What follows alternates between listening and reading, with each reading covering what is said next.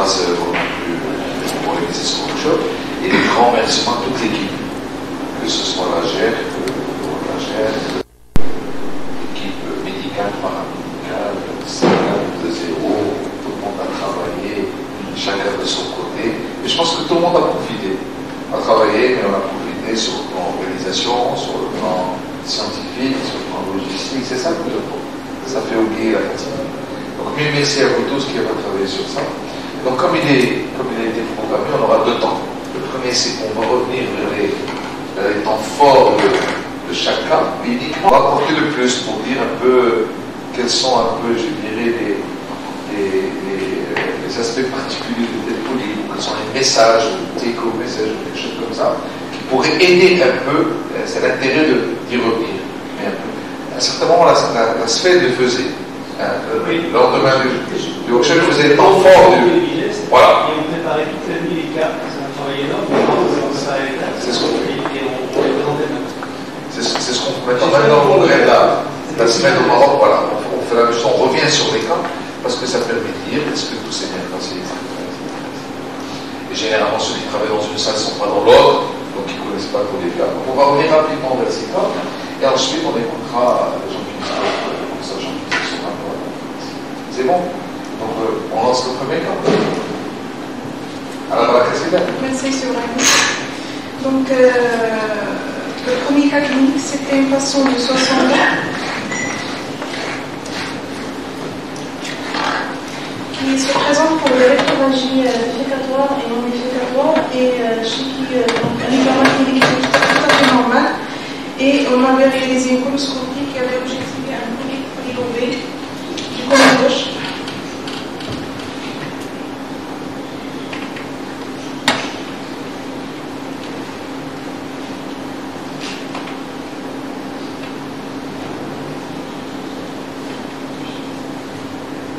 Voilà donc la vidéo de ce jour, donc polylobé au niveau à 35 cm de la marge anale, CCI déprimé et ulcéré au centre.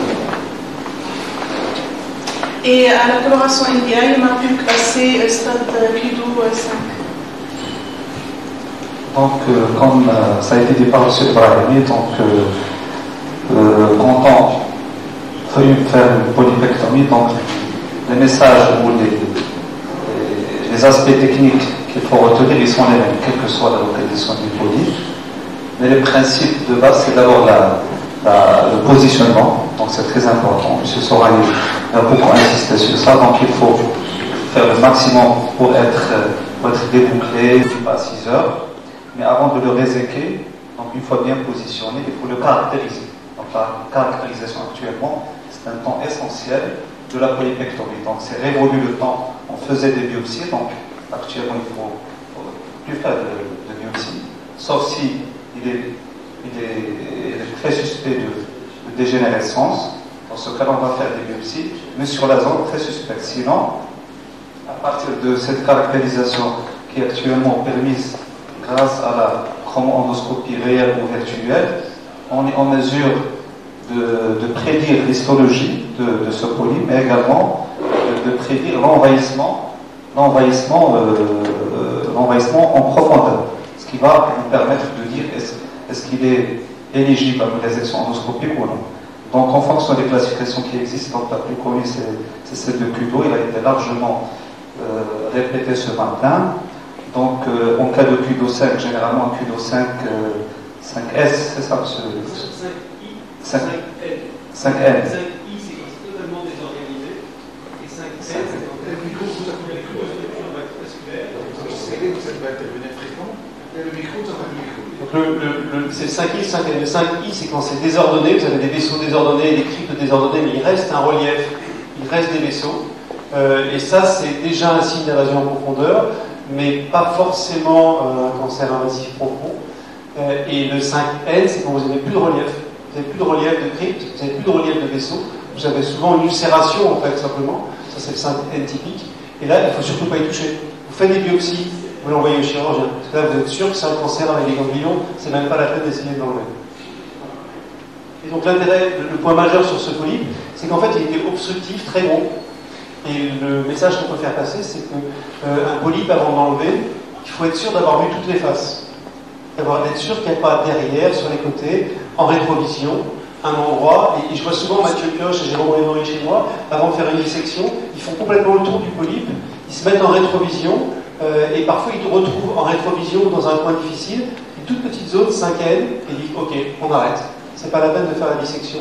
Il faut vraiment. Et là, c'est pas possible parce que comme il est obstructif, il prend toute la lumière qui est très gros, à aucun moment je serais capable de dire qu'il y a une zone dangereuse derrière ou sur le côté. Donc la seule façon d'aborder, si on avait voulu aborder endoscopiquement, c'est une dissection sur le mucus, très difficile parce que pour se positionner, c'est infernal sur ce genre de polype. Et il faudrait vraiment que ce soit quelqu'un de très fragile qu'on ne veuille absolument pas opérer pour lancer une dissection sur le mucus là-dessus. Surtout pas essayer de faire des petites résections par morceaux, c'est l'horreur, et il faudra faire opérer le patient après de toute façon. Finalement, c'est pas la taille qui est une limite pour réséquer un polype, c'est plutôt l'aspect macroscopique en fonction des cryptes et des vaisseaux qui va dicter la conduite à tenir. Donc là, manifestement, indépendamment de la taille, c'est un polype très volumineux, même s'il était petit, avec ce genre de signe péjoratif, on aurait dit que c'est un malade qui n'est pas éligible pour une résection classique, c'est-à-dire mucosectomie, soit dissection sous-muqueuse quand c'est possible, sinon il faut opérer ce genre de maladie. Donc on a décidé bien sûr un polype manifestement dégénéré donc, qui va être proposé pour une chirurgie.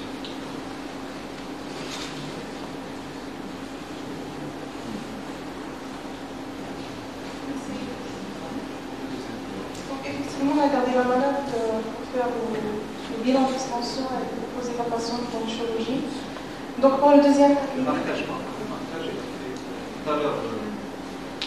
Le marquage du polype, c'est important également, donc soit un tatouage, soit un clip. Donc on a opté tout à l'heure pour mettre un clip, donc pour orienter le chirurgien. Donc la deuxième patiente, c'est une patiente de 52 ans, elle s'est présentée dans le même tableau clinique rectoragique de faible abondance. Et à l'examen clinique, il fait son particularité biologiquement et biologie normale. Et à la coloscopie, on trouve, et aujourd'hui, il s'est avéré qu'il y a 3 polypes. Donc, il y avait 3 polypes, un de 10 mm qui était placé kilo 4. Le deuxième il était semi-pédiculé et il serait classé aussi kilo 4. Et le troisième était un polype minime. Donc ici, vous allez voir donc, la résection endoscopique du premier polype après injection donc, de sérum salé et donc résection à l'anse.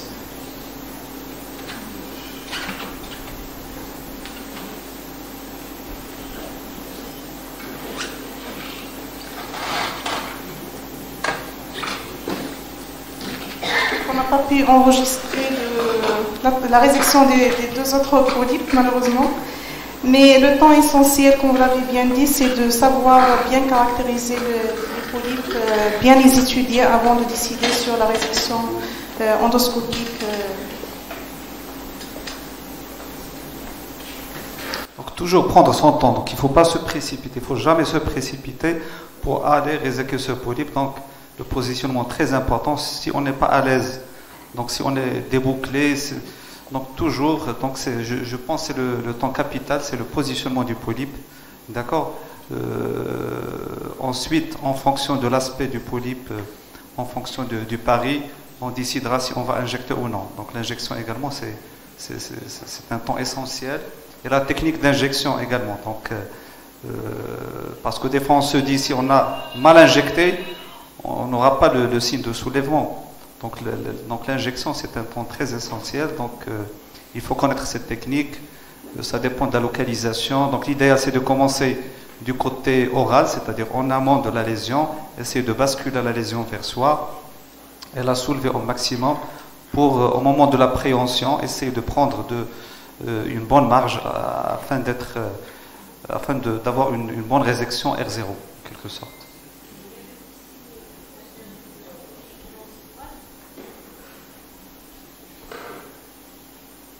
On a parlé aussi chez cette patiente de l'intérêt de l'étude l'utilisation de l'once froide chez certains types de polypes et non l'once. Oui, justement, M. Sorin certainement en dira un mot. Donc, il y a de plus en plus de la place pour l'once froide. Donc, avant, les recommandations de l'ESGE, c'était 5 mm. Actuellement, jusqu'à 10 mm, on peut utiliser l'once froide pour réséquer ce genre de lésions. Donc, c'est les mêmes résultats. Et surtout, il y a moins de... c'est moins hémorragique. Vous avez moins... Je pense que l'once froide, c'est en train de se mettre en place, les recommandations et les conseils. Ce qui est sûr, c'est qu'un polype de moins de 9 mm, c'est vraiment une indication d'once froide à partir du moment où on n'a pas de suspicion de polype avancé de cancer. Et puis on est en train de développer la mucosectomie piecemeal à l'once froide. C'est-à-dire c'est assez facile d'injecter et de traiter à l'once froide derrière. Ce qui évite effectivement de prélever les vaisseaux profonds, donc d'avoir un saignement immédiat fort, et d'avoir éventuellement des saignements retardés. Le problème en endoscopie, moi les complications que j'ai le plus, c'est les saignements retardés. Et c'est très pénible pour les patients parce qu'ils rentrent à la maison et jusqu'à 8 jours après l'endoscopie, ils peuvent faire une hémorragie, revenir à l'hôpital en urgence, aux urgences, en réanimation parfois. Et ça c'est très embêtant. Et ça ne doit jamais arriver avec l'once froide, donc c'est plutôt sympathique. Alors, oui, alors il faut se méfier un petit peu de l'étude de Burke, c'est les Australiens, ils défendent la mucosectomie. Il y a eu d'ailleurs à l'ESGE cette année, le congrès de l'ESGE, un débat assez houleux, pour ceux qui l'ont vu, entre Mathieu Pioche, qui défendait la dissection sous muqueuse, et Burke qui défendait la mucosectomie piecemeal. Ils font beaucoup de mucosectomie piecemeal, et on est en train de démontrer avec une étude prospective randomisée dissection versus mucosectomie piecemeal qu'on est beaucoup plus efficace en dissection. Donc je pense qu'il faut apprendre pour le futur la dissection beaucoup plus que ça. Mais après, sur des lésions très bénignes et pas inquiétantes comme les festonnés, la résection piecemeal avec l'once froide, c'est pas mal.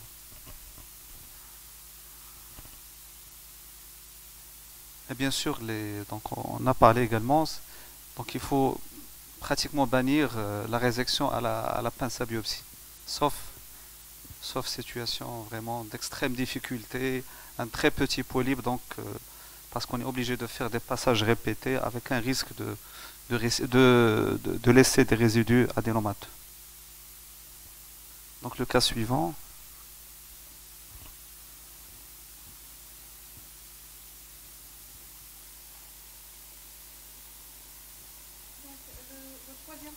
C'est une patiente de 80 ans qui s'est présentée pour des rectorragies douleur abdominale et chez qui on a réalisé une endoscopie basse au début qui a objectivé la présence à 5 cm de la marge anale d'un polype sicile de 2 cm de grand axe. J'aimerais bien donner la parole au professeur Sorin pour décrire la technique qui a été utilisée.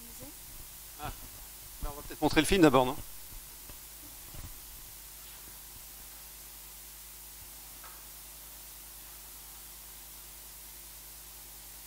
Donc là, on injecte, c'est normal. Il faut déjà se vérifier que d'abord, la première étape, ça a quand même été d'inspecter la lésion complètement, sous toutes ses coutures, de se rendre compte que c'est du Q2-3, que c'était pas très inquiétant. Et après, on injecte bien, on soulève bien tout, et ça, on se rend compte que ça soulève bien. Et après, en fait, vous n'avez pas montré dans le film, le plus important, c'est qu'on a été creuser un petit peu la muqueuse et la sous-muqueuse avec la pointe de lance pour faire un trou.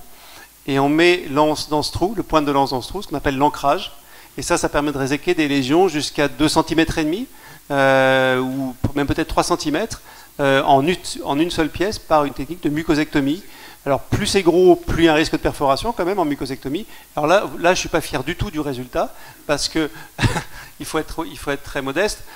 C'est toujours très difficile de voir ce qui se passe derrière sur une zone aussi plane que le rectum, où on a beaucoup de mal à soulever la lésion complètement et la muqueuse et la sous-muqueuse, et du coup c'est très très très fréquent qu'il reste une petite zone derrière où on a beaucoup de mal. Voilà, si là on voit l'ancrage là, non? Ah non, c'est pas l'ancrage, non. On voit le trou de l'ancrage, mais j'ai pas mis l'anse à nouveau dedans parce que c'était pas la peine. Voilà, donc là je reprends la deuxième lésion, la deuxième partie. Pas en un fragment, parce qu'il y avait des petites choses sur les berges, mais on a fait. Bon, voilà. L'idéal serait été d'enlever tout joliment en un fragment, mais c'est parfois difficile. Après, certains font de la coagulation des berges avec du plasma argon, par exemple, etc. Je trouve qu'une fois qu'on a sorti l'anse, c'est plus propre d'enlever les berges à l'anse, de finir avec l'anse, et puis d'avoir une pièce bien défaite. Et puis après, on coagule. Alors, il y a plein de façons de coaguler. La pince chaude, la pointe de lance. Il ne faut pas prendre le plasma argon, ça ne marche pas. Ça ne fonctionne pas, le plasma argon. Ça paraît facile et simple, mais ce n'est pas une bonne technique de coagulation des vaisseaux. C'est beaucoup trop diffus, ce n'est pas assez précis. Alors qu'avec la pointe de lance, une coagulation forcée, on peut être très précis sur un vaisseau donné. Avec le plasma argon, on va tout brûler et pas tellement bien au bon endroit, quoi. Donc, voilà. Ma question, c'est comment surveiller par la suite? Alors, résection piecemeal, l'idéal, ça va dépendre de l'histologie, mais ce sera sûrement dysplasie de haut grade, pas sûr. Ça peut être de la dysplasie de bas grade, cet adénome. Moi, je ferai un contrôle à 6 mois. 6 mois. Ouais, je ferai un contrôle à 6 mois. Et après, en fonction de l'histologie, si à 6 mois, il n'y a rien, vous êtes tranquille. Hein. Si à 6 mois, avec une bonne... D'abord, c'est facile à surveiller parce que c'est le rectum. Une simple rectoscopie bien faite, avec une bonne préparation, permet de surveiller ça à 6 mois sans anesthésie. Et après, il y a une surveillance normale à 3 ans ou à 5 ans en fonction de l'histologie. Merci.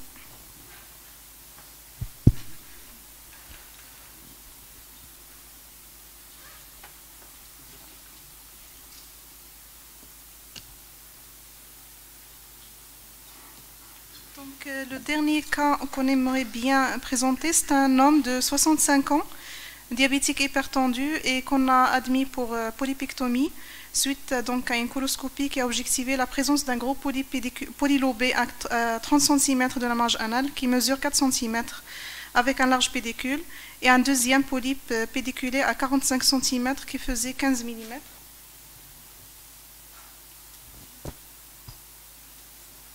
Voilà, donc c'est le premier polype.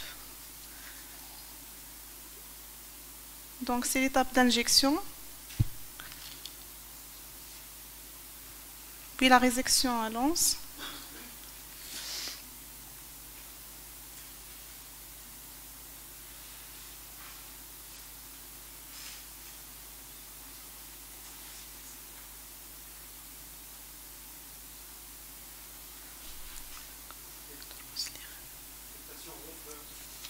Ah oui.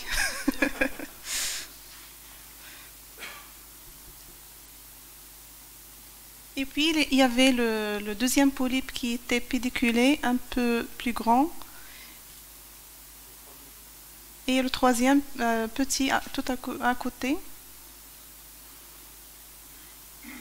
Donc, c'était Dr. Filali. Donc, l'étape initiale,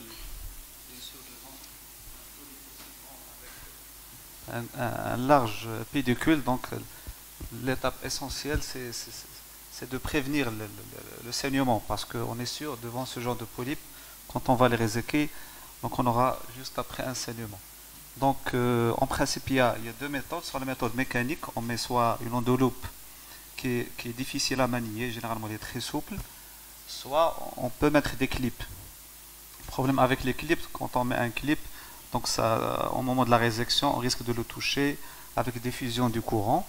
Donc la méthode la plus simple, d'ailleurs, qui a été utilisée et défendue par M. Sora, et qui est d'ailleurs recommandée par le SGE, elle est très simple. Elle consiste à injecter du sérum adrénaliné au niveau du pédicule et faire sa résection en toute sécurité, et revenir par la suite mettre une hémostase définitive, soit thermique avec le bout de lance, soit mettre un clip. Vous avez un complément, M. Sora?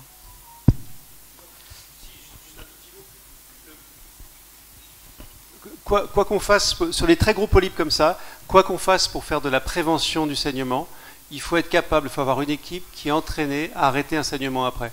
Donc il faut être capable de faire une hémostase à la pince chaude, de rattraper le polype avec l'anse, parce que quand même, dans 25% des cas à peu près sur ce genre de polype, ou voire un peu plus, il va y avoir un saignement important sur un gros vaisseau, un saignement en jet, et il ne faut pas avoir peur de ça. Ça fait partie de l'endoscopie, c'est difficile, mais ça fait partie de l'endoscopie. Il faut prendre son temps, il faut rester calme, il faut que tout le monde reste calme. On sort la pince chaude, on met la coagulation forcée, on attrape le vaisseau et on arrête le saignement. Mais on ne peut pas faire ce genre de polypectomie si on ne sait pas faire une hémostase dans des conditions un petit peu difficiles après. Donc il faut vraiment vous entraîner à ça.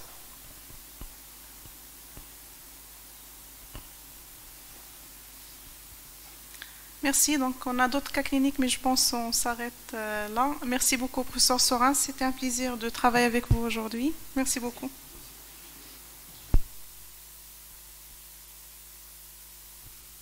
Donc on enchaîne avec la conférence de M. Sorin.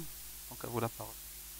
Bon, déjà, en tout cas, merci beaucoup de m'avoir invité. C'était un plaisir de travailler avec vous. C'était une grosse journée, on est tous un peu fatigués, mais c'était vraiment intéressant et très bien organisé, bravo. Donc du coup, je vais vous faire une toute petite introduction générale que j'ai déjà fait tout à l'heure sur le cours de capsule. Donc je vais me répéter un petit peu, mais c'est pour représenter de façon un peu générale la capsule endoscopique. Et puis après, je vais vous montrer beaucoup d'images. Ce sera plus récréatif et plus sympathique que de faire une vraie conférence sur la capsule. Donc ça, c'est Lyon. Vous connaissez Lyon un peu? Qui est déjà venu à Lyon? Ça, c'est le plus beau moment de la vie lyonnaise. C'est le 8 décembre. Le 8 décembre, on a ce qu'on appelle la fête des Lumières. Et là, il y a toute la ville qui est... Alors c'est une jolie ville parce qu'il y a deux fleuves. Il y a le Rhône et la Saône. Et une presqu'île. Et donc il y a beaucoup de jolis immeubles sur les bords des fleuves. Et il y a beaucoup de lumières qui sont mises sur tous les monuments le 8 décembre. C'est très joli, il faut venir à Lyon. Il faut juste réserver un an avant son hôtel parce que les gens viennent de partout. Il y a un monde fou dans la ville. C'est difficile. Bon. Et puis à Lyon, on mange plein de bonnes choses. Je vous ai mis quelques exemples de ce qu'on mange de bon à Lyon. Là. La tête de veau, ça vous dit quelque chose, la tête de veau? C'est bizarre. Hein. Bon, les bugnes, c'est plus sympathique. C'est un peu comme des croissants, c'est très bon. Ça marche. Je vous invite, j'organise, il n'y a pas de problème. Bon. Ça dépend combien vous êtes. J'ai quelques chambres, mais plus de 10, ça va être compliqué. Bon. Alors, la capsule. Quelques éléments que j'ai déjà dit tout à l'heure, mais je les reprends un petit peu pour vous refaire le point sur ce qu'on a. Donc la capsule, c'est un outil assez génial qui permet de faire des images à l'intérieur du corps, simplement en avalant un cachet en fait.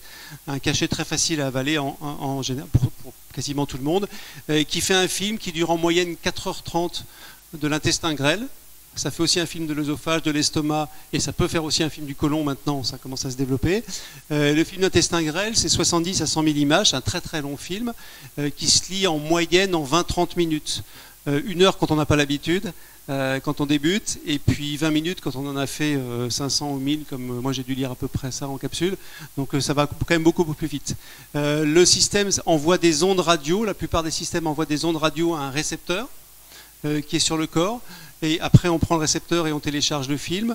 La capsule intromédique, un autre système, c'est pas des fichiers électroniques, mais il passe par le corps. C'est le corps qui fait la transmission. Et puis le plus original, c'est le stockage interne, c'est la capsule Capsovision, qui d'ailleurs nous invite aujourd'hui. Et la seule différence, c'est que le stockage, il se fait dans la capsule. Donc la capsule, après, il faut aller la chercher. C'est-à-dire que si vous n'avez pas la capsule, vous n'avez pas le film. Après, c'est très simple d'aller chercher la capsule. Et comme je disais tout à l'heure, je pense que d'un point de vue écologique, il y a beaucoup de chances que dans les années qui viennent, on demande aux médecins et aux firmes de trouver un système pour récupérer les capsules et pas les envoyer dans la nature, dans la mer, dans les fleuves, avec des métaux lourds, avec plein de choses qu'il y a dedans, des piles, etc. Donc je pense que le futur, c'est la récupération des capsules et le recyclage. J'ai posé la question à Capsovision tout à l'heure, enfin la firme, qu'ils n'ont pas encore un système de recyclage, mais il faut qu'ils y travaillent, hein, c'est important. Donc voilà, donc ces systèmes de capsules, il y a des systèmes qui s'occupent de l'œsophage et de l'estomac, qui ne sont pas très développés, qui ne sont pas tellement utilisés en clinique parce que ce n'est pas très performant encore. La capsule de l'œsophage, c'est un système, celle de Medtronic, c'est un système à double tête avec 2 caméras qui fait énormément d'images, 18 images par seconde sur chaque tête. Parce qu'il faut faire, comme ça va très vite dans l'œsophage, il faut faire beaucoup d'images pour avoir un film, on arrive à voir la jonction, un œsophage de Barrett, une œsophagite, etc. Ça marche pas trop mal, mais c'est très cher pour faire simplement un examen de l'œsophage, qu'on fait très bien avec une gastroscopie. Et puis la capsule intromédique et le système Ancon ont essayé de développer des systèmes de capsules de l'estomac. Alors c'est des pays... en Corée et au Japon où ils ont énormément de cancer de l'estomac, donc ils font du dépistage du cancer de l'estomac et la capsule pourrait avoir une place dans cette situation-là. Sauf que pour l'instant, les images qu'on a ne sont pas extraordinaires, ne sont pas d'une qualité très importante par rapport à l'endoscopie haute définition qu'on a actuellement. Donc ça ne marche pas encore suffisamment bien pour pouvoir faire du vrai dépistage du cancer de l'estomac. En revanche, on a fait des études qui montrent qu'avec un aimant, par exemple, on peut contrôler ces capsules et puis les faire tourner dans l'estomac et regarder les différentes plages de l'estomac, les différentes phases de l'estomac, postérieure, antérieure, le haut, le bas, même le cardia, on arrive à le voir. Donc ça marche sur le plan technique. Il y a besoin de beaucoup de progrès sur le plan de la qualité des images et de la définition pour que ça puisse être utilisé pour faire vraiment de la gastroscopie. Il y a 6 capsules de l'intestin grêle avec les noms qui sont là. Elles sont toutes un peu pareilles en morphologie, c'est-à-dire que c'est toutes des espèces de grandes gélules de 26 mm de long ou de 30 mm de long pour Capsovision qui est un peu plus longue. Elles sont toutes à vision axiale, c'est-à-dire qu'elles regardent devant comme un endoscope classique. Et il n'y en a qu'une qui a une vision latérale comme un duodénoscope, c'est la capsule Capsovision qui a une vision à 360 degrés. Vous voyez toute la surface en fait de l'intestin grêle sur 360 degrés. Et l'image que vous lisez sur le film, c'est l'image de l'intestin grêle comme s'il était étalé sur votre écran. Voilà, donc c'est un peu la plus originale, on va dire, de ces différentes capsules qui apportent une vision différente que moi je trouve intéressante pour ce qui est tumeur. Et le plus difficile à voir, comme je le disais tout à l'heure, en capsule, c'est les tumeurs de l'intestin grêle qui nous font très peur parce que c'est très facile d'en rater. On rate 20% des tumeurs de l'intestin grêle quand on lit des capsules, donc c'est beaucoup. Probablement parce que souvent la capsule prend tout simplement pas les bonnes images de la tumeur. Et je pense que la vision latérale pourrait apporter quelque chose en plus. En tout cas, moi je l'utilise beaucoup pour la maladie de Poyd-Jeghers. Vous savez que je fais beaucoup de génétique, moi je m'occupe beaucoup de maladies génétiques. Et la maladie de Poyd-Jeghers, c'est ces gens qui ont plein de polypes dans l'intestin grêle. Et il faut les voir tous les 2 ans en capsule. Et j'utilise beaucoup la vision latérale parce que je trouve qu'on a une très très belle évaluation. D'ailleurs, je vous montrerai des images de cet intestin grêle. Ben voilà, justement, ça c'est un film en vision latérale d'une maladie de Poyd-Jeghers. En haut, où vous voyez plein de petits polypes. Et vous voyez les plis de l'intestin grêle en vision latérale avec une assez jolie vision. Et je trouve qu'on évalue très bien. Et en dessous, c'est une capsule à vision axiale où vous voyez des hémangiomes, des grosses tumeurs vasculaires du grêle qui ne sont pas très fréquentes et qui, quand elles surviennent chez des personnes souvent âgées, donnent des hémorragies extrêmement sévères, aiguës, à répétition, qui sont difficiles à contrôler. Par contre, ça se traite très bien en endoscopie, ces hémangiomes. Avec un peu d'étoxysclérol, vous guérissez le patient. Il n'y a pas besoin de faire de la chirurgie ou des choses comme ça, ça se traite très bien en injectant un sclérosant dans l'angiome. Alors, toutes ces capsules du grêle, il faut un peu de préparation. Le plus important, c'est la diète liquide avec des liquides clairs pendant une journée la veille. Il faut que les gens arrivent à ne pas manger la veille de choses solides, simplement prendre des liquides de préférence clairs. Il faut surtout leur dire d'arrêter le fer, parce que le fer, quand vous en prenez, que ce soit pour la coloscopie ou pour la capsule, ça vous rend la luminosité très faible, et donc vous voyez beaucoup moins bien, et c'est pas bon du tout. Et il y a de moins en moins de préparation par PEG à faire, on en fait de moins en moins. Il y a 15 ans, on proposait de faire 2 litres la veille, 2 litres le matin comme une coloscopie, ce qui n'a vraiment aucun sens et qui n'apporte rien pour une capsule de l'intestin grêle. Il faut faire le moins possible de préparation, au plus un petit litre de PEG la veille. Et nous, ce qu'on aime bien, c'est faire avaler du PEG après avoir ingéré la capsule. C'est quelque chose qu'on a découvert en faisant des capsules du côlon, où on fait des boosters après avoir fait ingérer la capsule. Et on s'est rendu compte en faisant des capsules du côlon que l'intestin grêle terminal était très propre dans les préparations de capsules coliques. Et on s'est rendu compte que c'était probablement parce qu'on faisait ingérer un peu de préparation ou un booster après la capsule. Donc aujourd'hui, moi, ce que je fais dans mon unité, pas de fer pendant 7 jours. J'évite les résidus pendant 2 jours, j'essaye, mais ce n'est pas très important. Je fais une diète liquide claire la veille, pas de préparation du tout la veille, et le jour de la capsule, on fait avaler 500 ml de PEG 40 minutes après l'ingestion de la capsule. Et on a des grêles qui sont plus propres, mais on a fait un beau travail avec Franck Chollet au niveau de la SFED, et on a montré sur 800 patients que de toute façon, la préparation n'apportait rien en termes de diagnostic. C'est-à-dire qu'on n'améliore pas le taux de diagnostic en capsule en faisant de la préparation avec des PEG. On peut ne rien faire, on aura le même taux de diagnostic. Ce qui est le plus important finalement, c'est le taux de lésions identifiées significatives. Donc ça sert à rien pour avoir plus de diagnostic, mais on est quand même content d'avoir un grêle un peu plus propre. On a l'impression d'avoir un peu mieux vu l'intestin grêle, d'avoir un peu moins éventuellement raté des choses en faisant les examens. Alors il y a aussi une capsule du côlon. La capsule du côlon, elle est différente. Celle-ci, c'est celle de Medtronic. Elle a 2 caméras. Donc elle fait 2 films. Il faut lire 2 films séparément parce que c'est pas les mêmes films. Il y a un film devant, un film derrière, et les 2 sont complémentaires. Donc il faut bien lire les 2 différemment. On peut pas lire 2. Enfin moi je sais pas comment est fait votre cerveau, mais le mien il n'est pas capable de lire deux films en même temps. Sinon je m'y perds. Donc je lis un film et après je lis le deuxième film. Et elle a un système qui est très intelligent puisqu'elle augmente sa vitesse de prise d'image quand l'image change plus vite. C'est-à-dire quand la capsule avance plus vite, la capsule prend plus d'images, ce qui permet par exemple sur le côlon et le côlon transverse où la capsule passe en 4 ou 5 secondes en général, de prendre beaucoup plus d'images et d'arriver à ne pas manquer un polype du côlon transverse. Donc c'est assez intéressant. Pour la petite histoire, la capsule Capsovision a le même système intégré dans la capsule de l'intestin grêle. Elle est plus lente en prise d'image quand le défilement est plus lent, ce qui évite de prendre plein d'images sur un endroit où la capsule stagne. Et elle prend plus d'images quand la capsule accélère. Et au final, on a un film qui est moins long à lire parce qu'elle a pris les images au bon moment, quoi. Et c'est relativement bien fait. Et du coup, ça fait de très belles images coliques et on l'utilisera de plus en plus. En France, on commence beaucoup. On a un remboursement depuis 2017 sur la capsule du côlon. L'indication théorique, c'est la coloscopie incomplète. Je pense que ce n'est pas la meilleure indication de la capsule du côlon. Pour moi, la meilleure indication de la capsule du côlon, c'est les patients âgés, fragiles, où il faut faire un bilan à cause d'une anémie et qu'on n'a pas envie d'endormir, qu'on n'a pas envie de faire une anesthésie générale pour faire une coloscopie.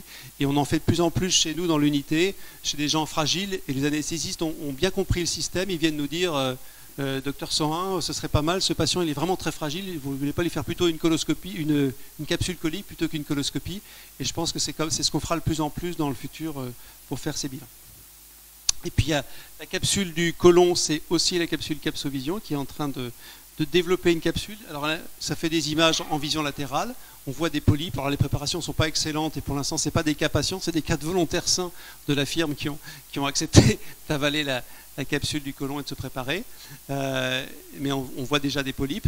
Et puis elle est un peu particulière, ils ont mis un système un peu différent avec une seule caméra.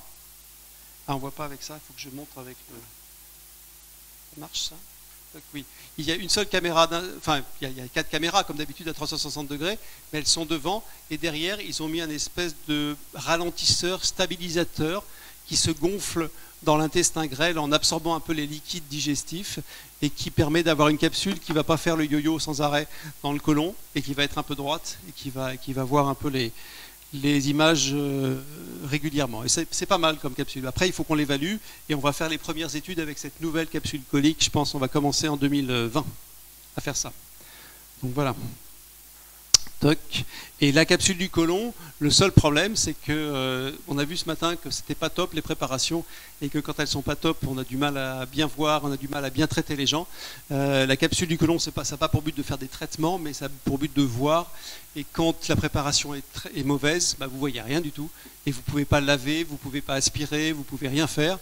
Donc il va falloir au contraire qu'on prenne des précautions pour que la préparation soit optimale. Voilà la préparation standard qui fait qu'à J-2, on prend des laxatifs, des sénosides. À J-1, on fait une préparation comme une coloscopie en split, J-1 et J0. Et puis à J0, on va donner non seulement la capsule, éventuellement des prokinétiques, mais surtout on va mettre un accélérateur, ce qu'on appelle un booster. Pour l'instant c'est le sodium phosphate. On est en train de travailler activement pour trouver un autre accélérateur. Vous savez que le sodium phosphate est dangereux très rarement, mais très gravement. Le sodium phosphate, ça peut donner des néphropathies au phosphate et au calcium. Et il faut être très prudent dans la quantité que vous donnez. Il faut faire boire beaucoup d'eau en même temps. Donc il faut 1 litre d'eau avec 30 ml de fluide phosphosoda ou 15 ml pour le deuxième booster. Et on est en train d'essayer de trouver un autre booster type mannitol pour améliorer. Donc cette préparation, il faut encore qu'on l'améliore. Dans les choses qu'on va faire pour améliorer, on va probablement essayer de donner des laxatifs 5 jours avant, comme on donne dans les coloscopies à préparation difficile. Ça marche assez bien pour les gens qui ont des préparations difficiles de côlon. Et il faut qu'on trouve un booster de meilleure qualité, enfin moins dangereux, où on n'aura pas d'arrière-pensée pour donner ce booster à des gens âgés, des gens qui ont des cardiopathies et qui peuvent faire des complications de cela. Donc voilà pour l'intro. Et après, je vais vous montrer beaucoup d'images. les images, tout ce qui est capsule, les références, c'est ça. Il y a eu un grand travail de l'ESGE pour faire les recommandations sur l'utilisation de la capsule, les indications. Donc c'est vraiment, je dirais, l'article de référence pour tous les gens qui veulent faire de la capsule, pour faire bien avec des bonnes indications. Voilà les principales indications. Alors c'est en anglais, après c'est pas grave, hein, on parle tous anglais. C'est donc les saignements obscurs, l'anémie par déficit en fer, à condition que ce soit bien un déficit en fer, il faut bien faire le travail pour être sûr que c'est ça. La maladie de Crohn, surtout dans le bilan initial et dans les suspicions de Crohn. Les syndromes de polyposie type Paul Jegers, où vraiment on utilise très très souvent. Pas la polypose familiale, hein. Moi je fais beaucoup de polypose familiale et je ne recommande pas du tout d'utiliser la capsule du grêle dans la polypose familiale parce qu'elle montre plein de petites choses dans l'intestin grêle qui ne sont pas du tout méchantes et il ne faut pas aller faire des entéroscopies derrière à ces patients qui ont assez de soucis comme ça avec leur maladie génétique. Et le risque de cancer du grêle distal dans la polypose familiale, il est le même que celui de la population générale. Donc il ne faut pas trop s'énerver sur l'intestin grêle distal, il faut bien regarder l'intestin grêle proximal. Et puis la maladie cœliaque, dont la principale et bonne indication, c'est la maladie cœliaque résistant au régime sans gluten. Il ne faut pas faire de bilan systématique du grêle dans les maladies cœliaques, c'est pas la peine. Il s'est démontré que c'est pas utile. Il ne faut pas surveiller les maladies cœliaques avec une capsule. Mais quand la maladie résiste au régime sans gluten, vous allez trouver dans 20% des cas soit une jéjunite ulcérée, soit une tumeur du grêle. Donc c'est le bon moment d'aller faire une capsule dans ces résistances au régime bien suivies. Donc bien réfléchir aux indications. L'important pour bien faire de la capsule, c'est de bien réfléchir à ce que vous faites. Il faut vraiment qu'il y ait un bon bilan avant de faire une capsule du grêle pour une anémie, c'est-à-dire qu'il y ait vraiment un bon bilan du côlon et de l'estomac. Et vous savez que quand la capsule du grêle est négative et que les gens saignent après, dans 90%, on va trouver une lésion soit dans l'estomac, soit dans le côlon, qui a été manquée par les bilans préalables. Donc une capsule, quand c'est négatif et que le patient continue à saigner, c'est qu'on a un peu raté le bilan initial. Bien sûr, il faut exclure dans le saignement occulte la maladie cœliaque, l'écho gynécologique. Ça ne sert pas à grand-chose d'aller faire une capsule du grêle à une jeune femme de 30 ans qui a une anémie fériprive, parce qu'en général, c'est d'ordre gynécologique ou alimentaire.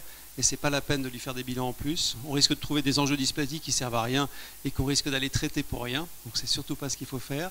Et puis il faut toujours penser aux problèmes hématologiques. Chez les personnes âgées, il faut être un petit peu médecin interniste. On est gastro-entérologue, mais il ne faut pas oublier que la maladie, c'est une globalité. Et il y a beaucoup de maladies hématologiques chez les gens âgés qui sont responsables des anémies et la capsule ne sert pas à grand-chose. Donc il faut bien réfléchir, il faut rester un médecin un peu interniste, un peu général, pour bien prendre en charge les patients. Je crois que c'est une remarque un peu générale. Alors, anémie. Ce qu'on trouve dans les bilans d'anémie, quand on a bien fait le bilan avant, c'est des télangiectasies du grêle, c'est des ulcérations et c'est des tumeurs. Le plus dangereux, c'est les tumeurs. Heureusement, ce n'est pas trop fréquent. Les tumeurs, on les manque dans 20% des cas.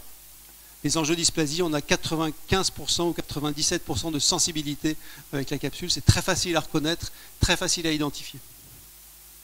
Voilà des belles images. Normalement, sur un bilan diagnostic d'anémie occulte ou de saignement obscur, on va trouver un diagnostic dans 50 à 65%, qui sont donc surtout des enjeux dysplasie. Donc là, vous avez des jolies images. Cancer du grêle, hémangiome, saignement actif et enjeux dysplasie. D'accord ? Donc c'est des très belles images qu'on va trouver assez fréquemment. Un peu de film. Un peu d'images.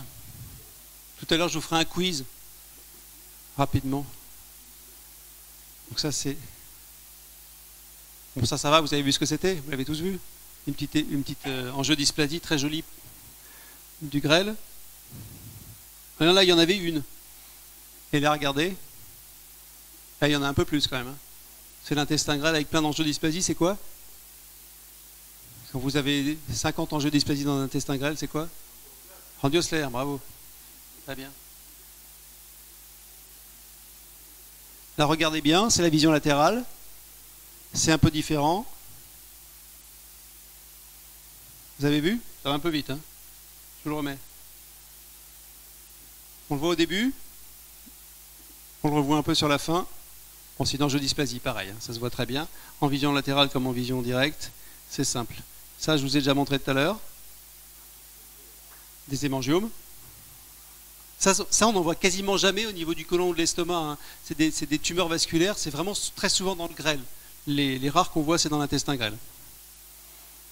Voilà, ça c'est la base de ce qu'il faut savoir quand on fait de la capsule, c'est de réfléchir à la pertinence des lésions que vous voyez. En fait, vous allez trouver plein de choses en capsule, mais après, vous allez faire quoi? Est-ce que vous allez faire une entéroscopie? Est-ce que vous allez faire une chirurgie? Est-ce que vous allez envoyer la personne pour qu'on fasse une entéroscopie double ballon? Donc bien réfléchir. Il y a des lésions qui sont P2. C'est une classification qu'on a proposée en 2003. Tout le monde l'utilise dans le monde aujourd'hui. C'est la Suède qui l'a proposée, donc on est assez fiers. Et maintenant, c'est utilisé de façon globale dans le monde. P2, ça veut dire que c'est très pertinent. Donc très pertinent, une angiodysplasie au milieu du grêle, surtout quand elle saigne, c'est évidemment très pertinent. Il faut faire une entéroscopie pour aller la traiter. P1, on n'est pas sûr de la pertinence, c'est une angiodysplasie qui n'est pas très importante, pas très nette. On n'est pas du tout sûr qu'elle est responsable du saignement. On réfléchit, on regarde s'il n'y a pas une autre cause. Je vais vous dire, la principale cause d'anémie chez les digestifs, c'est la hernie hiatale. Vous y pensez ça? Quand vous avez une grosse hernie hiatale, c'est une très très bonne cause d'anémie. Et c'est pas parce que vous faites 3 endoscopies et que vous voyez pas d'ulcère et pas de saignement sur la hernie hiatale que c'est pas une très bonne cause. Parce qu'en fait, les ulcères sont temporaires et les saignements sont temporaires sur ces grosses hernies hiatales. C'est une très très bonne cause d'anémie, il faut y penser. Donc il y a toujours des causes différentes auxquelles il faut penser. Et puis P0, c'est tout ce qui est normal. Par exemple, une ectasie veineuse comme ça, c'est normal, c'est banal. Une lymphangiectasie, c'est banal. Je vous montrerai des images tout à l'heure extrêmement banales qui ne sont pas du tout responsables de saignement. Il ne faut surtout pas envoyer les gens pour une entéroscopie ou pour un traitement chirurgical, au pire, sur ce genre de choses. Alors un peu d'images encore dans ces bilans d'anémie.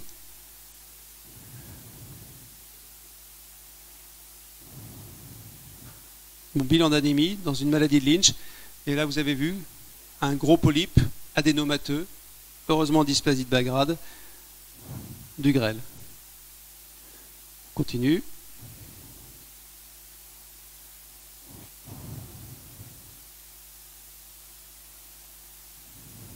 Ça va venir.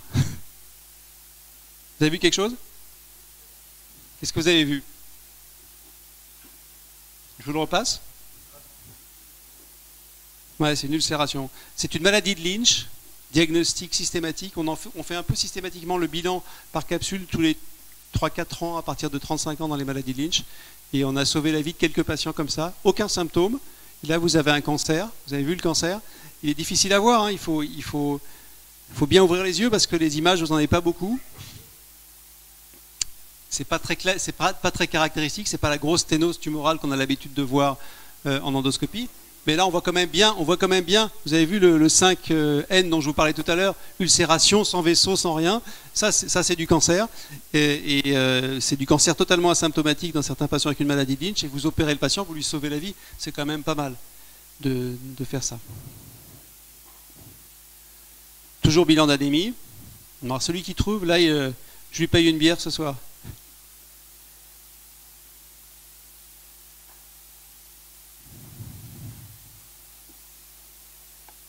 C'est une jolie image, hein? Qu'est-ce que vous avez vu? Je vous le repasse.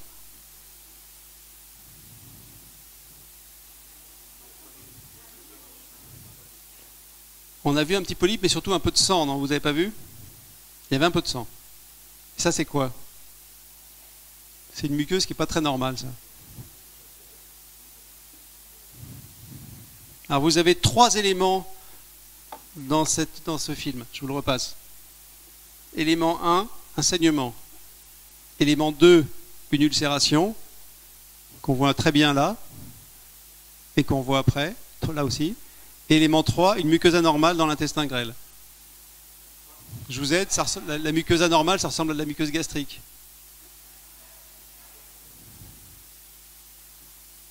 C'est quoi la muqueuse gastrique dans le grêle? C'est un diverticule de Meckel. Donc vous avez l'hémorragie, l'ulcère, la muqueuse anormale. C'est un Meckel. Alors le Meckel, on le voit beaucoup mieux, on fait beaucoup mieux le diagnostic avec un scanner ou un entéroscanner qu'avec une capsule. Hein. Mais il faut y penser de temps en temps, c'est des sujets de 30-35 ans, qui a une grosse anémie, on peut tomber sur un Meckel avec la capsule. C'est pas souvent, j'en ai pas vu beaucoup honnêtement dans ma vie. Mais c'est le même, je ne vais pas vous le repasser. Ok. Maladie de Crohn. La maladie de Crohn, la capsule en France, elle est remboursée dans la suspicion de maladie de Crohn. Alors, il faut vraiment faire attention à ce que c'est qu'une suspicion de maladie de Crohn. Si vous suspectez de maladie de Crohn, mais que vous n'avez pas fait l'iléocoloscopie et que vous avez une CRP élevée, vous allez trouver beaucoup de Crohn, hein, parce qu'en fait, c'est que vous avez mal fait votre bilan de Crohn. Il faut absolument faire un examen de l'iléon quand vous avez une suspicion du Crohn. Inversement, si vous prenez des gens qui n'ont pas de diarrhée ou très peu de diarrhée, qui ont des douleurs abdominales, bon, comme les colopathes, qui n'ont aucun signe biologique, une CRP, et que vous avez bien fait l'iléoscopie, vous allez trouver 0% de Crohn. C'est des colopathes fonctionnels. Donc les gens à qui il faut faire une capsule quand vous avez une suspicion de Crohn, c'est ceux qui ont bien fait l'iléocoloscopie, mais qui ont des critères type CRP, perte de poids, anémie, qui sont évocateurs de quelque chose d'anormal, ou hypoalbuminémie, qui ont des critères qui évoquent quelque chose d'anormal sur l'intestin grêle, alors que le côlon est parfaitement normal. Et là, vous avez à peu près 20% de Crohn. Donc c'est ça la bonne suspicion de maladie de Crohn. D'accord ? Et 20%, c'est ce que vous devez vous attendre à trouver. On voit de très beaux diagnostics. La maladie de Crohn, ça fait de très belles images, des ulcérations, des pseudopolypes, des sténoses. Ça fait des images très très claires et caractéristiques. Une très belle sténose de maladie de Crohn. Une autre. On peut coincer des capsules dans les maladies de Crohn, il faut faire attention. Il y a quand même un petit risque. Il faut faire attention que les patients n'aient pas de signes occlusifs. Et on fait avaler ce qu'on appelle la capsule Patency. Ça, c'est une fausse capsule. Dedans, il y a un petit bout en fer qui est un témoin de métallique. Et autour, c'est une capsule en lactose qui va se dissoudre au bout de 30 ou 36 heures. Normalement, ça évite les problèmes. Le signe très important avec une capsule Patency, c'est quand le patient a mal en prenant sa capsule Patency. Il faut toujours leur poser la question, est-ce que vous avez eu mal avec cette capsule Patency ? S'il a eu mal, ne donnez jamais la vraie capsule. On a eu une complication récemment sur une patiente très âgée et fragile où elle s'est mise en occlusion avec la capsule Patency. Et il y a eu des complications, une ischémie du grêle, ça a été très compliqué. Donc ça peut être, s'il y a vraiment un petit danger de la capsule sur les maladies inflammatoires, il faut faire très attention à ça. Et sinon, les images, c'est ce genre de choses. C'est de très belles images d'œdème muqueux, de pseudopolypes, d'ulcération, qu'on voit très bien avec les différents examens par capsule.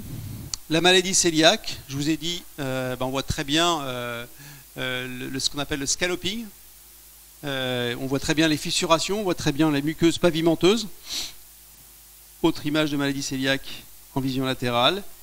C'est les mêmes images, pavimenteux, fissuration. On voit très bien tout ça. Les ulcérations, on les voit très bien. Et le vrai problème de la maladie cœliaque, c'est celle qui est réfractaire au régime sans gluten bien suivi.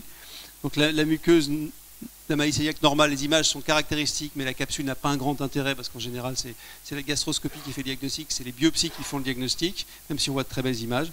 Par contre, c'est la maladie cœliaque résistante, c'est là que c'est intéressant. Vous voyez les images là ? Est-ce qu'on a vu passer un ulcère ? Ça, c'est une sténose qui est tumorale. Et donc, vous pouvez trouver des lymphomes, des adénocarcinomes du grêle, et surtout des jéjunites ulcéreuses, donc des maladies très sévères. En général, la jéjunite ulcéreuse, c'est un pré-lymphome, donc ça va finir en lymphome. Donc, c'est très intéressant de faire le diagnostic par maladie cœliaque dans ces cas-là. Voilà. Maintenant, c'est le quiz. Regardez bien ce film. Et vous me dites si vous trouvez quelque chose d'anormal.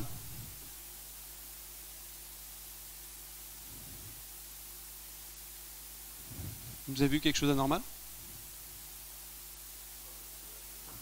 C'est un peu vascularisé, oui. Mais c'est totalement normal. Ce sont des veines un peu ectatiques, comme on en voit très souvent. Ça, c'est un bilan parfaitement normal. Donc ne m'envoyez pas pour entéroscopie ce genre de patient. Je vous dirais que c'est tout à fait une image normale et que ce n'est pas la peine d'aller scléroser ces pauvres petites veines. Deuxième quiz.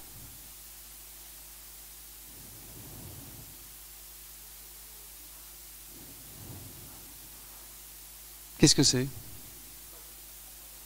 C'est la papille. Voilà, on la voit tout le temps, la papille. Enfin, on la voit souvent. C'est pas un polype, c'est pas une tumeur. On m'a encore envoyé il y a 15 jours un patient pour polypectomie entéroscopie. J'ai vu le film, j'ai dit non, c'est une très belle image de papille. Laissez ce patient tranquille, il n'a rien.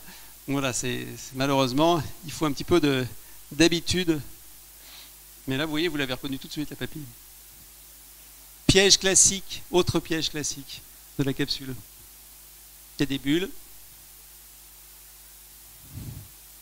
Vous avez vu, à un moment, c'est bleuté, c'est bizarre.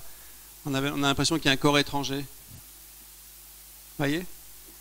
Piège classique, c'est des bulles. Il y a parfois des grosses bulles dans l'intestin grêle, ça fait un aspect bleuté. Vous avez l'impression que la personne a avalé un jouet d'enfant ou un truc bizarre. Et en fait, c'est un piège classique, ce n'est rien du tout. Il ne faut surtout pas faire d'examen autre. Après.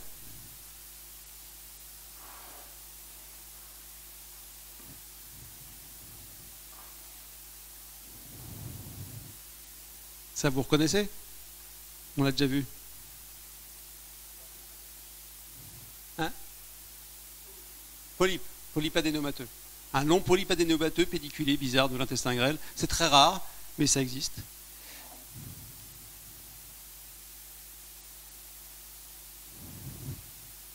Alors ça, regardez-le bien et retenez-le bien.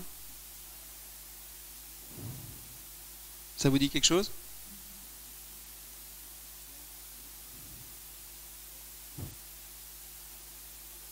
C'est quoi ça? Ouais, c'est une hyperplasie lymphoïde. C'est des lymphangiectasies intestinales. C'est parfaitement bénin. 30% des personnes d'un certain âge ont ça dans l'intestin grêle. On en voit même parfois 4, 5, 6 sur l'intestin grêle. C'est absolument banal. N'envoyez jamais quelqu'un pour traitement, pour polypectomie pour ça. C'est l'image la plus banale. C'est hyper facile à reconnaître. On m'a encore envoyé il y a 3 mois un patient avec une maladie de Lynch pour une tumeur du grêle. C'était une lymphangiectasie. Donc j'ai relu la capsule et j'ai dit non, c'est bon, il va bien, laissez-le tranquille. Donc il faut vraiment, ça c'est vraiment une image qu'il faut avoir en tête, qui est hyper banale et classique. Ça c'est 2 images. À votre avis, c'est 2 tumeurs? Ça ressemble à des tumeurs, on est d'accord. C'est des images fixes. C'est pas facile les images fixes en capsule, mais vous êtes d'accord que dans les 2 cas, il y a une espèce de boule. Voilà. Ben ça, c'est une compression extérieure. Et ça, c'est un polype de Pott-Jegers. C'est pas facile à différencier sur une image fixe, mais c'est rien du tout. À droite. Donc il y a beaucoup d'images normales, beaucoup d'artefacts qu'il faut connaître. Et en fait, la sémiologie de l'intestin grêle, elle est différente du côlon. Donc c'est bien plus facile de s'habituer à lire des capsules du côlon que de s'habituer à lire des capsules du grêle. Donc il y a une courbe de formation et d'apprentissage avec le grêle qui est un petit peu plus longue. Il y a des images différentes qu'il faut bien connaître. Voilà. Donc les choses banales, c'est les ectasies veineuses, c'est la papille, c'est les lymphangiectasies. Retenez bien cette image parce que c'est toujours pareil. Ça, c'est jamais une cause de saignement ou d'hémorragie. J'en ai vu une hémorragique dans ma vie. C'était une énorme lymphangiectasie qui faisait 2 cm, qu'on a dû faire opérer parce qu'on n'arrivait pas à l'enlever en endoscopie. Mais c'est rarissime que ce soit une cause de saignement. Les bulles et les compressions extrinsèques qui ressemblent à des tumeurs, c'est les principaux pièges classiques de la capsule du grêle qu'il faut connaître. Voilà, retenez cette classification. Quand vous faites une capsule, dites-vous ce que j'ai trouvé, est-ce que c'est pertinent? Est-ce que je dois le référer à un médecin qui fait de l'entéroscopie ou à un chirurgien? Il faut vraiment réfléchir parce qu'il y a quand même beaucoup d'images qui ne sont pas si graves. Et puis il y a des personnes très âgées avec des petites angiodysplasies, il vaut mieux leur fiche la paix et leur donner un traitement martial que de les envoyer vers une entéroscopie. Et plus vous allez faire de capsules, plus vous allez vous poser cette question, est-ce que je vais faire derrière une entéroscopie? Et nous, à Lyon, on fait 5 entéroscopies par semaine, et je filtre toutes les demandes, parce que comme je vous ai montré, il y a plein de demandes qui ne sont pas raisonnables, qui ne sont pas utiles, et qui ne vont pas rendre service aux patients. Pardon? La différence entre P1 et P2? Alors P0 c'est simple, c'est quelque chose qui n'a aucune signification, c'est des images banales, c'est les lymphangiectasies, etc. P2, vous avez en gros c'est une question de pourcentage de chance que ça explique le saignement. P2, et on avait montré ça dans cette étude de la SFED, que pour les P2, on allait vers un traitement dans 80% des cas, alors pour les P1, on allait vers un traitement dans 20% des cas seulement. Déjà, on a cette raison de ne pas faire systématiquement. Et la différence, c'est que c'est des lésions plus incertaines. Vous avez une espèce de tache vasculaire rouge superficielle et pas très marquée. Ça n'a pas beaucoup de chance d'être une angiodysplasie qui saigne. Inversement, vous avez une très belle angiodysplasie ou un hémangiome. Un hémangiome, c'est P2. C'est toujours une cause de saignement extrêmement facilement. Et puis ça dépend aussi du contexte. Par exemple, dans une maladie de Lynch, vous faites une capsule, vous trouvez des angiodysplasies. Ben, c'est P1 ou P0. Ça n'a pas de sens. C'est pas ce que vous cherchez dans la maladie de Lynch. C'est pas ça qui est dangereux pour le patient. Inversement, une belle angiodysplasie dans un saignement, ça peut être responsable de saignement. Non, qui est destiné au bon sens. La pertinence de ce que vous avez trouvé en fonction du contexte. Par exemple, comment vous classez une seule ulcération aftoïde dans le cadre d'une suspicion de maladie de Crohn? P1, P1 au plus, voire P0, parce qu'on sait que 15% de la population normale, saine, qui ne prend pas d'anti-inflammatoire, a des ulcérations aftoïdes du grêle. Alors, donc c'est toute une question de pertinence et de logique par rapport à ce que vous allez faire pour la prise en charge du patient après. Assez mauvaise. Pour les P2, elle est très bonne. Pour les P1, c'est très difficile. Pour les P0, elle est moyenne. Ouais. Après, il y a une question d'expérience, vraiment. D'habitude, oui, c'est sûr. Donc, c'est pas extrêmement bien reproductible. Mais c'est pas la reproductibilité qui est importante. Cette classification, elle a le mérite, quand vous faites une capsule, de toujours vous poser la question, est-ce que ce que j'ai vu, c'est utile? Est-ce que ce que j'ai vu, c'est pertinent? Et est-ce que je vais plus loin dans la prise en charge du patient après ça? C'est plus pour toujours avoir ce raisonnement en capsule pour bien faire. Voilà, donc quelques messages. Faites attention à vos indications, faites pas de la capsule à tout le monde. De toute façon, comme elle n'est pas encore remboursée au Maroc, vous n'allez pas en faire à tout le monde pour l'instant. Mais en France, on commence à faire des capsules un peu excessives. Ça m'agace un petit peu de voir des capsules faites à des femmes de 30 ans avec une hémoglobine à 10,5 grammes, quoi. C'est pas très raisonnable.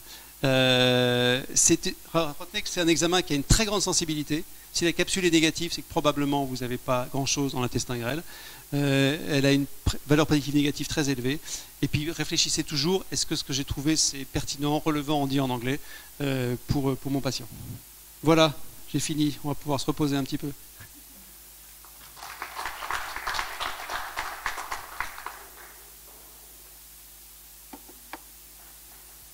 Merci beaucoup, professeur Sorin, pour cette présentation bien illustrée.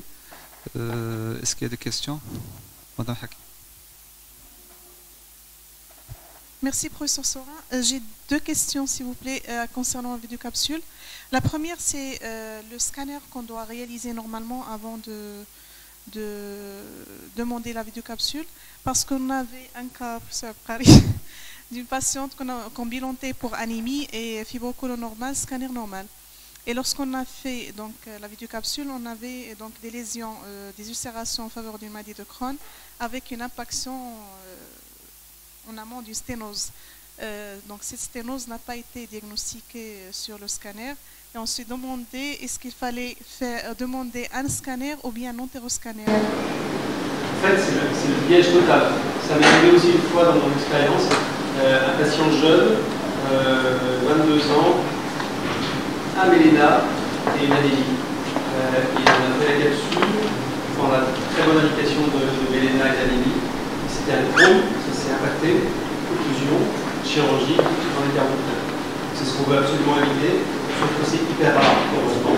Sur des anémies, c'est très rare que ce soit une maladie inflammatoire dans l'intestin. Donc il faut toujours interroger les gens avant une capsule. Est-ce que vous avez des cytopenies? Est-ce que vous avez des antécédents? Pas la chirurgie, parce que la chirurgie, ça n'a jamais bloqué une capsule de façon dangereuse. Les antécédents de maladies inflammatoires, surtout de grêle radique. Vous n'êtes jamais avalé une capsule à quelqu'un qui a eu un grêle. Vous pouvez avoir un grêle radique, parce que là, vous allez devant de grosses complications. Voilà. Après, les examens pour essayer de voir s'il y a une sténose, quand il faut vraiment voir est-ce qu'on a une maladie de Crohn, c'est l'entéroscanner ou l'entéro-IRM. Pas le scanner simple. Le scanner simple ne détecte pas les sténoses, c'est ce qui est arrivé. On ne voit pas sur un scanner simple, le grêle est plat. Et la sténose, vous l'avez dit, entéroscanner ou entéro-IRM avec entéro-IRM, si vous voulez. Et donc, je pense que dans votre situation, il n'y avait pas de choix. C'est un piège absolu. C'est-à-dire que c'est de l'anémie, vous n'avez aucun symptôme, pas de symptôme clinique, vous avez l'histoire de maladie inflammatoire. Moi, ça m'arrive une fois en 20 ans, donc c'est pas très souvent. Et je crois qu'on ne peut pas tout prévoir. Il ne faut pas faire des scanners avant une capsule. C'est pas du tout avis. Pour une capsule sur un bilan d'anémie, il n'est pas du tout recommandé en pratique de faire un scanner parce que le risque d'occlusion est extrêmement faible et le risque de rétention de la capsule, c'est moins de 1%. Et le risque d'occlusion symptomatique, c'est extrêmement faible. Donc, normalement, on ne fait pas d'examen. En revanche, maladie de Crohn établie vous voulez faire un bilan, là, faites quand même très attention. Moi, je fais pas d'analyse systématique. Sinon, IRM, sinon, théorie IRM normale n'a quand même pas de gros champ pour avoir une sténose. Et la patency, si elle passe bien, elle fait pas mal, en général. Dans votre pratique, vous ne recommandez pas une imagerie en groupe, avant le capsule, avant le capsule. D'ailleurs, nous, on le fait systématiquement. C'est des recommandations de l'ESGE, pas d'imagerie en groupe, c'est pas la peine d'aller irradier les gens avant de faire la capsule. Le taux d'occlusion extrêmement faible, le taux de rétention est très faible. Parce que on fait des diagnostics de tumeurs par diplôme. Oui, la tumeur, c'est jamais grave. Je n'ai jamais. Les tumeurs stromatures. Oui, mais la capsule, elle passe très très bien, elle est bien, les tumeurs, elle passe très très bien. Deux situations avec une tumeur, soit la capsule est bloquée par la tumeur, elle est bloquée en amont, elle n'est pas impactée, ça ne fait jamais une occlusion. Soit elle passe, tout va bien, vous avez deux diagnostics de tumeur.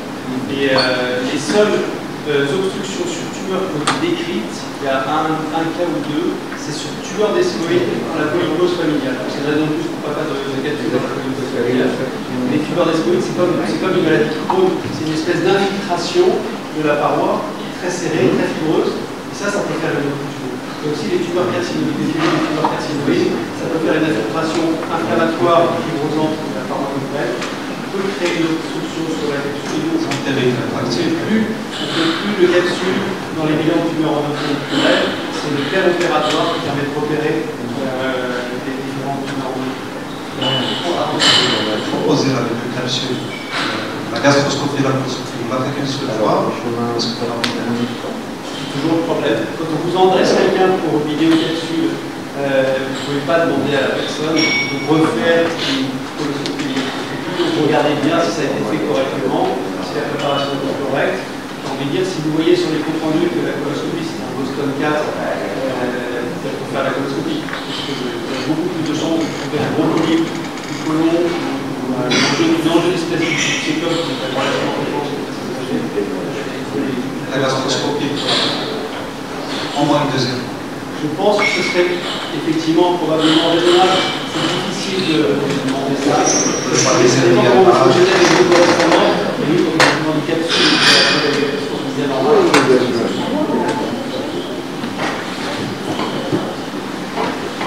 Juste pour revenir, avant de faire une capsule, moi j'ai l'habitude de demander aux patients, à mes collègues, de faire une fibro et éventuellement une imagerie. Je pense que fibro, une colo, oui, excusez-moi, il faut que ce soit l'iliocolo, parce que j'ai reçu une demande avec une coloscopie uniquement, et lorsqu'on a fait l'iliocolo, il y a des lésions au niveau de l'ilio. Je pense que minimum c'est fibroscopie protéiforme avec iliocoloscopie. Concernant l'imagerie, moi je pense que s'il y a des douleurs abdominales, je pense qu'il faut insister sur l'imagerie. S'il n'y a pas de douleur, éventuellement on peut s'en passer. D'accord avec ça. L'ilio, dans le milieu d'analyse, il doit être fait systématiquement. Il ne faut pas se contenter de la coloscopie. L'imagerie, ok, s'il y a des douleurs abdominales qui évoquent un blocage, mais à ce moment-là, c'est une bonne imagerie. Pas un scanner simple, entéroscanner, Question, comment un gastroentérologue généraliste, entre parenthèses, peut réussir la lecture d'une vidéocapsule? Est-ce que ça nécessite un minimum de vidéocapsules faites, ou bien un minimum de temps dédié à la lecture, ou bien une banque de données? Un peu tout ça. En France, légalement, on peut se mettre à faire de la vidéocapsule quand on a suivi une formation. Une petite formation se fait. Donc déjà, au moins avoir une formation minimale pour savoir les images caractéristiques, les artefacts, etc. Après, savoir lire, pour savoir utiliser le logiciel, c'est très facile. Il faut 3 examens pour savoir bien utiliser le logiciel. Et puis, pour bien lire, bien maîtriser la lecture, il faut une vingtaine de cas, ça peut démontrer les études qu'on a faites, au bout de 20 cas, on maîtrise bien la lecture. Après, il y a toute l'expérience pour, affiner sa capacité de détection, parce qu'il y a des images qu'on ne voit pas très bien, et puis pour affiner la pertinence de la décision médicale qui va avec. Je pense que ça il faut quelques années pour devenir vraiment pertinent, pour corriger la formation en elle-même, je dirais une bonne formation et une lecture d'une vingtaine de capsules sous supervision. Ce qu'on fait nous dans le service. Les jeunes assistants, je les mets à la capsule et ils disent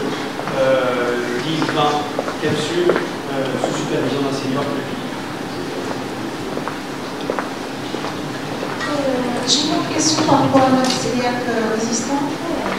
On vient de voir à travers les cas qu'il y avait quand même des tumeurs génération sur un cerveau. Mais dans ce cas, normalement, on aurait dû faire un scanner en donc, pas forcément. La maladie cœliaque réfractaire, l'indication c'est maladie cœliaque réfractaire à un régime bien suivi. Résistante en fait au régime. Là, on va trouver dans 60% des cas soit une géjunite, soit une tumeur, et tumeurs c'est 6% des cas. Les capsules soient très bon examen. Parce que ça fait mieux que le scanner un bilan de géjunite. Et ça trouve pas mal les tumeurs, mieux qu'un scanner standard, en tout cas ça c'est sûr. Moins bien qu'un enteroscanner, d'accord. Pourquoi pas une enteroscopie? Parce qu'avec l'enteroscopie, ouais. Non, parce que l'enteroscopie, vous ne savez jamais sur une géjunite ulcéreuse où sont les lésions, par exemple. Si les lésions sont au milieu du greffe ou à la fin du greffe, vous ne faites pas une enteroscopie. Et après, vous allez faire enteroscopie pour faire les biopsies, pour confirmer la géjunite, le prélymphome ou la tumeur. Mais la capsule, c'est le meilleur bilan, pas agressif, mais pas invasif, pour localiser et confirmer qu'il y a des problèmes dans l'intestin. Et peut-être dans ce cas, utiliser la fréquence. C'est pas une situation où il y a un risque d'occlusion très élevé. Soit c'est une tumeur, comme je vous disais, la tumeur, c'est pas d'occlusion, ça bloque la capsule, ça soit c'est une géjunite ulcéreuse, il n'y a pas de risque. Pas forcément.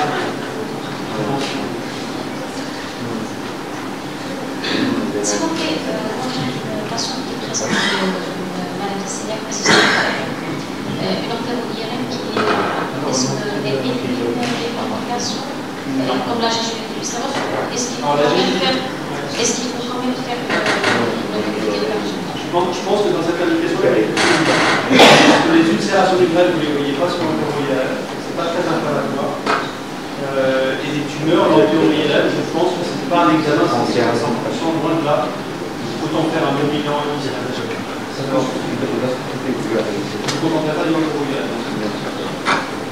Vous avez dit tout à l'heure que les capsules peuvent rater des tumeurs. Lorsqu'elle est normale, 20% des capsules. Est-ce qu'il faut la refaire? C'est l'angoisse du médecin gastro-entérologue qui s'occupe de l'intestin greffe. C'est en fait, quand est-ce qu'on va avoir ça?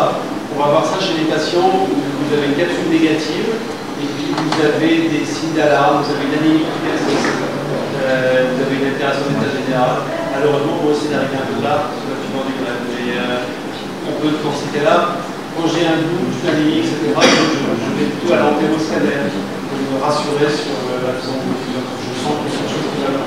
Et c'est l'angoisse des gens qui font l'entéroscopie et les capsules parce que c'est de la faille.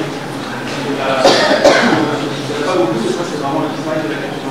C'est très rare, malheureusement. C'est 2 à 6% les tumeurs.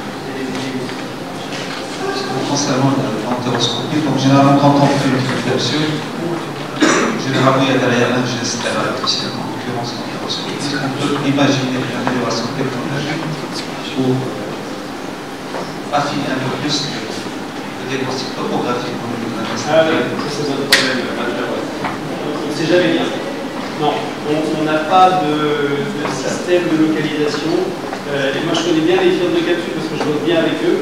À ma connaissance, il n'existe pas de système de localisation pour d'études, pour de mise en place, etc. C'est le point faible, effectivement, de manière sommaire. On fait de très beaux diagnostics, mais de façon sommaire, tout ce qu'on peut dire, c'est que comment on fait en pratique. On décide que si ça fait moins de 70% du temps qu'on dit du greffe, on essaye l'entéroscopie haute. Et si ça fait plus, on essaye l'entéroscopie basse. La solution, elle va peut-être venir de l'amélioration. Ah oui, c'est mieux comme ça. La solution, elle va peut-être venir de l'amélioration de l'entéroscopie. Là, on va recevoir à Lyon, on vient de recevoir un nouvel entéroscope, qui est l'entéroscope de l'Impulse, spiralé. Vous savez, c'est un endoscope, c'est un tube normal avec une très bonne vision, dernière génération, mais avec une spire en plastique, je crois, qu'on clique sur le bout de l'endoscope. Et donc cette spire, elle tourne avec un bouton. Donc vous insérez l'endoscope, vous appuyez sur le bouton, la spire elle se met à tourner et l'endoscope il avance tout seul. Et ça c'est extraordinaire. On fait des entéroscopies complètes. J'ai vu faire des entéroscopies complètes par voie basse ou par voie haute. Ça prend la première que je fais des entéroscopies. complète, c'est assez génial. Et donc ça va nous simplifier un peu la vie, c'est-à-dire qu'on a beaucoup plus de chances de trouver des lésions. Pour l'instant, l'entéroscopie, on était limité à la fin du jéjunum. C'est très rare qu'on arrive à aller beaucoup plus loin que la fin du jéjunum en entéroscopie double ballon. Pourtant, on fait des efforts. J'ai jamais fait d'entéroscopie complète avec double ballon. Voilà. C'est plus l'amélioration de l'entéroscopie qui va nous aider. À ma connaissance, pas de système de localisation en cours d'évaluation dans les différents systèmes de capsule. La thérapeutique de la capsule, c'est presque impossible. Je vais être franc. Imaginez, vous essayez de traiter une angiodysplasie avec la capsule. Ça veut dire que la capsule est capable, de façon extrêmement rapide, de reconnaître l'angiodysplasie. Ça, c'est peut-être possible avec l'intelligence artificielle. D'envoyer un espèce de rayon, de plasma, ou que sais-je, au bon endroit, c'est-à-dire pouf, pile dans la bonne direction, alors que la capsule elle fait sans arrêt ça. Je vois pas de possibilité, j'y crois pas. Vraiment de possibilités thérapeutiques par capsule. Peut-être avec l'intelligence artificielle dans très longtemps, mais ça demande. En plus, il faut imaginer embarquer dans une petite capsule de 20 mm un système de laser, de plasma, quelque chose, c'est énorme, une miniaturisation. C'est pas demain. C'est pas demain. L'œsophage, la surveillance de l'héros, le dépistage des maladies œsophagées. On peut déjà le faire, hein, ça marche pas mal. Il faut le faire, mais ça vous coûte 500 € la surveillance. C'est cher. C'est cher, alors que vous passez un tube, vous faites aussi bien, vous faites les biopsies en plus. À Lyon, on utilise beaucoup le nasogastroscope. Vous savez, le petit tube qui passe par le nez, là, qui doit faire, si je ne dis pas de bêtises, 4,5 mm de diamètre. Ça passe très très bien par le nez. C'est très, très tolérable comme examen et ça coûte 80 € quand même. Et on fait tous les biopsies et diagnostics. C'est plus cher. Je crois que le problème, c'est le coût. J'aurai des capsules, je me tourne vers les firmes, des capsules à 20 €, on fera des capsules de clonage, je pense. Il n'y a pas d'autres questions? Bon, on va aller manger peut-être. Juste pour complémenter concernant le Maroc. Oui. Donc actuellement, on avait 2 capsules disponibles au Maroc. Toutes les firmes de France, il y a les plus anciennes, il y a de nouvelles, Capsocam, et il est disponible à Fès, au CHU Fès, donc si vous avez des demandes, nous sommes prêts à vous les faire, sauf que le remboursement n'est pas encore admis. Donc pour la CNOPS, il n'y a pas de remboursement, pour la CNSS, il n'y a pas de remboursement, le patient paye le montant global, généralement ça tourne autour de 8 000, 9 000 dirhams, d'accord? Et bien sûr, parce qu'il va suivre sa mutuelle. Bizarrement, certains patients ont été remboursés, d'autres pas de remboursement. Concernant les mutuelles privées, là aussi c'est au hasard, à tête des clients. Certains qui le remboursent, d'autres ne le remboursent pas. Donc on n'est pas encore au stade d'un remboursement automatique. Donc on est en train de batailler, que ce soit dans la SMAD ou bien la SMEC, pour que la nouvelle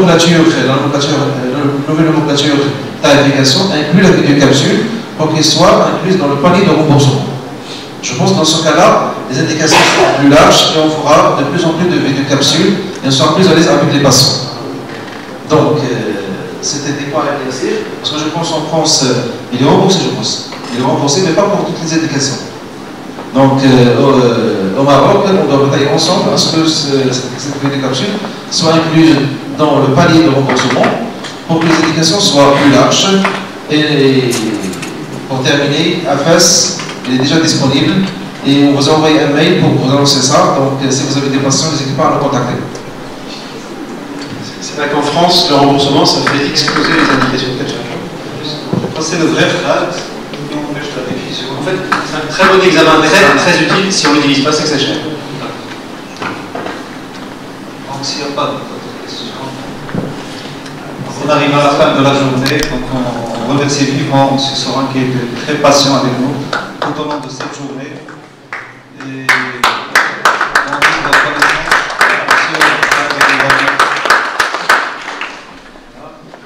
à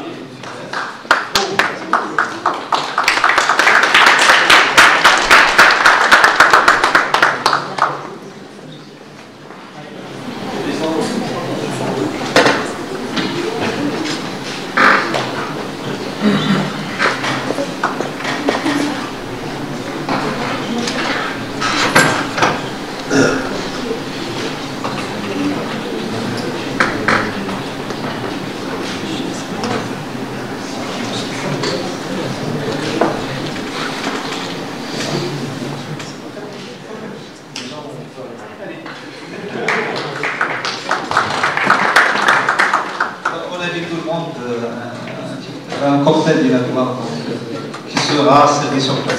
Merci à vous.